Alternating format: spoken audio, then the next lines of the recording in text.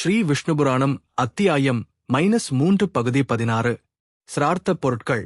வகைக் மன்னா கவிரினால் மட்டுமன்றீர் சிலர் மாமிசத்தாலும் சிரார்த்தம் செய்வதுண்டு. சிரார்த்திற்கு தேவையான பொருட்களைக் கூறுகிறேன்.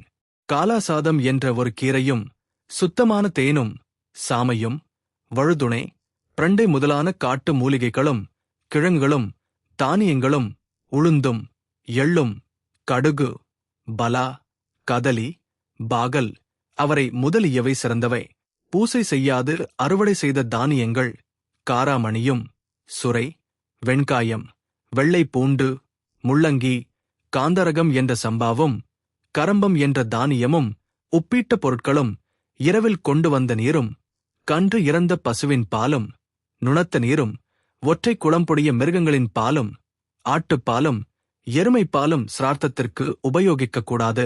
குலத்தால் விலக்கி வைக்கப்பட்டவன் சண்டாளன் அருவருக்கத்தக்க நோய் உள்ளவன் வேதங்களை விட்டவன் ஆகியவர்களாலும் கோழி நாய் குரங்கு ஊர்பன்றி ஆகியவையாலும் விபச்சாரி பிணம் தூக்கிப் பிழைப்பவன் ஆகியவர்களாலும் பார்க்கப்பட்ட இடங்களுக்குள் பிதர்கள் வரமாட்டார்கள். ஆதலால் அவ்விடங்களை விலக்கி மறைவிடத்திலே பூமியில் எள்ளை இறைத்துச் சிரார்த்தம் செய்தல் வேண்டும்.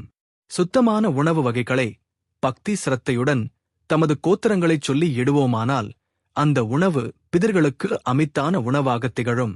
அரசனே, கலாப கிராமத்தில் உபவனத்தில் அனுவின் புத்திரரான இஷ்வாகு மன்னனுக்கு பிதர்கள் பாடிய கீதம் ஒன்று வழக்கில் உண்டு. எவர் ஒருவர் கையைக்குச் சென்று தமக்கு பிண்டம் போடுகிறார்களோ அத்தகைய யோக்கியர்கள் நம்முடைய குலத்தில் பிறப்பார்களா? எவர் கிருஷ்ண திரையோதசியிலும் மகா அமாவாசையிலும் தேன் நெய்யுடன் பாயாசம் கொடுப்பார்களோ அப்படியானவர்கள் எமது குலத்தில் பிறப்பார்களா? எவர் கௌரி என்ற 10 வயது கன்னிகையை திருமணம் செய்வார்களோ நீலக்காளையை விடுவார்களோ விதிப்படி தட்சணை கொடுத்து அசுமேத்தமாவது செய்வார்களோ அவர்கள் நமது குலத்தில் பிறப்பார்களா? என்று பிதர்கள் தமது விருப்பத்தை வெளிப்படுத்தி அவர்களை சிறப்பித்திருக்கிறார்கள்.